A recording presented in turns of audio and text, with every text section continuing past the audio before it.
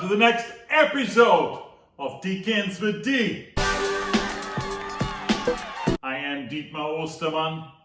I'm your host this afternoon, and I'm the regular guy from Long Island. Napa Valley is back on the agenda.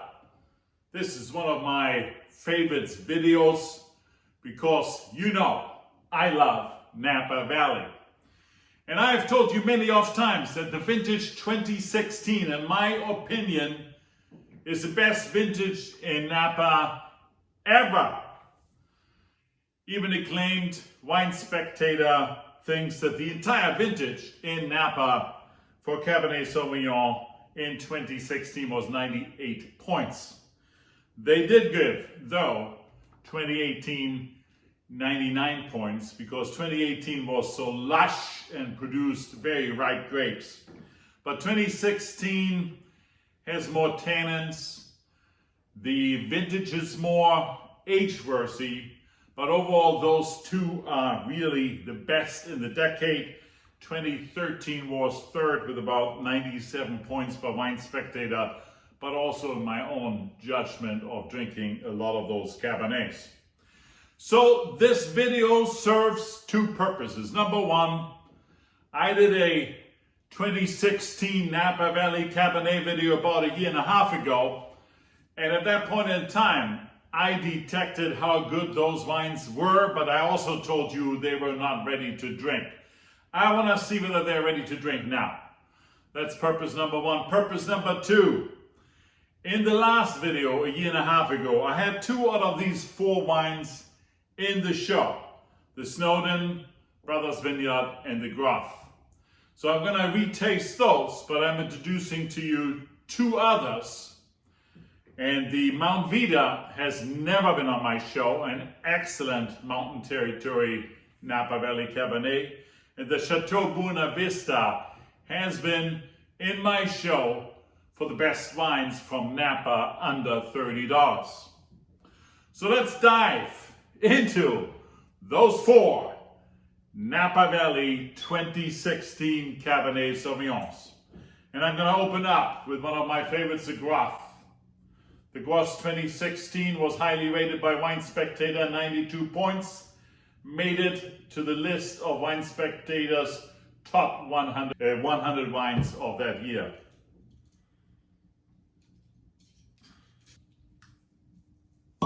The cork pops right out. And ladies and gentlemen, I have here with me on the show, as in every show, my longtime friend and partner, Corky the Corkow.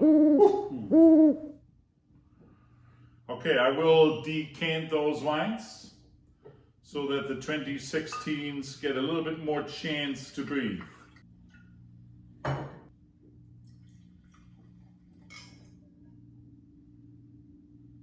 It's an interesting color. It is still ruby, but on the verge to purple. And it's deep, but still very, very slightly see-through. If you hold it behind a white background, you can see the outskirts of the stem. Good looking color, a little sparkly. Let's give it a sniffy sniff. Raspberry pronounced, some mulberry, a little bit of a tea note in here. Overall, quite impressive, not overbearing on the nose, but nice and elegant, pronounced fruit flavors, mostly raspberry. Let's give it a whirl.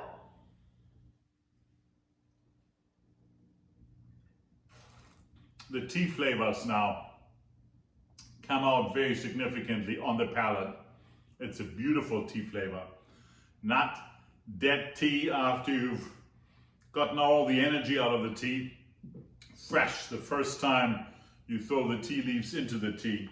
And that combined with the red fruit, mostly red fruit aroma, mulberry and raspberry in the taste, comes up with a very, very interesting taste profile. I also detect in the long finish some minerality or iron in there. Overall, an interesting wine. I do think it's ready to drink right now, and I give it a 4.5, ladies and gentlemen. 4.5 for the Groth 2016, and yes, it will last easily another 5+ years, but it's ready to drink now. Number 2 on my list, the Snoden. This is not the regular Snoden, this is Brothers Vineyard, one of their single vineyard specialty wines. The Snowden also was recognized in Wine Spectator. The 2016 got 94 points. It's an $80 wine, 4.5 the average Vivino rating. By the way, on the Groth, average Vivino rating was 4.2. It was a $60 wine and 92, as I mentioned before, by Wine Spectator. The corkscrew goes elegantly, easily into this cork. Well stored. Cork pops right out. Corky had an appetizer, is waiting now for main course. Cork out. Okay.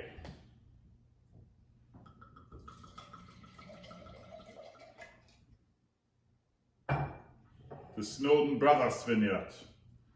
Color-wise, similar, a thick, deep, dark ruby, more so than the Groth.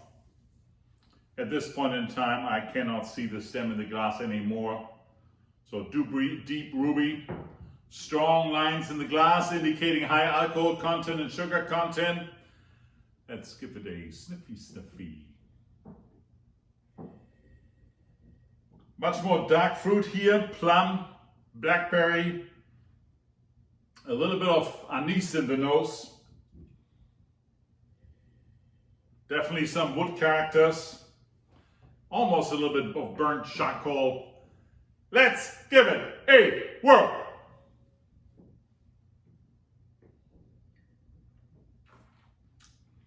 I can see where Wine Spectator is coming from. The 94 versus the 92. In fact, I think it's even better than that. I would give it more than 94 points. It's the combination of the flavor profile of the black fruit together with the wood characters from the oak aging process and the charcoal notes in the wine, which make this outstanding. I give this Snowden Brothers Vineyard a 4.8, ladies and gentlemen. 4.8. The Mount Veeder Cabernet Sauvignon, as the name indicates, from Mount Veeder. So it has a little bit more mountain character. I don't think I have this wine on my show so far. The 2016 was also rated by Wine Spectator with 94 points. Vivino average rater 4.2. You can buy this wine, ladies and gentlemen, for $43. $43 for 94 Wine Spectator rated wine. Let's see how good it is. And here, a curveball for Corky. Okay, fresh glass, Mount Veeder.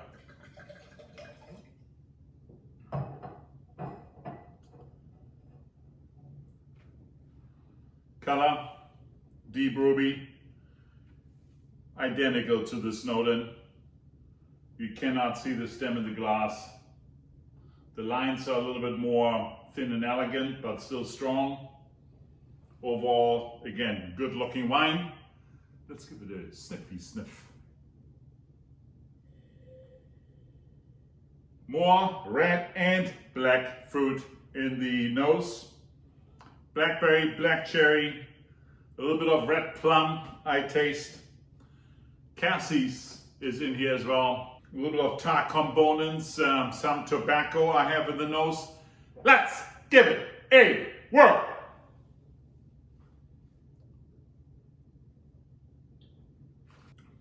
Oh, beautiful. This wine, and I expected it because it's a mountainside Cabernet, has even more age worthiness associated with it. There's still good plus tenants in here, indicating this wine can go another 5 years. This is maybe the one where I would say Snoden was immediately drinkable, Groth immediately drinkable. The Mount Veeder would be probably better in another year or two. But it's excellent, ladies and gentlemen. It has the black cherry, the blackberry, the cassis, red plum, and then on top of it, a little bit of char in the mouth, a little bit of tobacco, some wood in there, cedar. It's an impressive wine with primary, secondary, tertiary components through the gazoo. A very strong product. I have to give the Mount Veeder also a 4.8, ladies and gentlemen. 4.8 here as well. No stranger to my show, a heavy bottle, the Chateau Buena Vista 2016. This one is only rated 89 points by the Spectator, but 4.3 by Vivino. And yes, you used to be able to get it 2 years ago for $30, but now it is more like 40 or 45. People found out about it, demand got high. These guys are good and it deserves $44, $45. Cork pops right out. Cork owl is ready for dessert. Over here. Okay. Decanter is coming.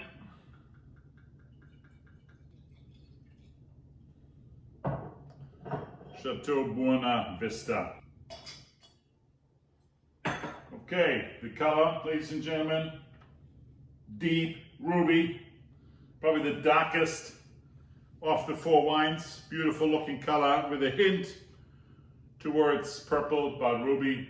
Strong line in the glass, indicating very high alcohol content, and indeed 15% alcohol. That is high. Let's give it a sippy sniff. Some dust on the nose, but also raspberry and red currant aroma notes. A little bit of cedar. Also, I'm getting the hints of a tea in here. And light hints of licorice, which is quite famous for the Chateau Buena Vista. Let's give it a whirl.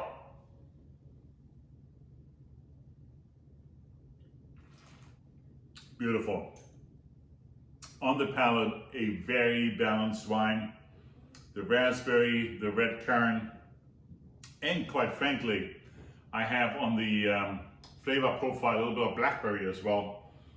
Very harmoniously integrated with the cedar that I'm tasting out of this, and the tea leaf coming out of it. A little bit of licorice, plethora of primary, secondary, tertiary experiences.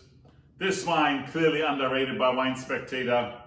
I would give this wine a 4.5, ladies and gentlemen. There you have it.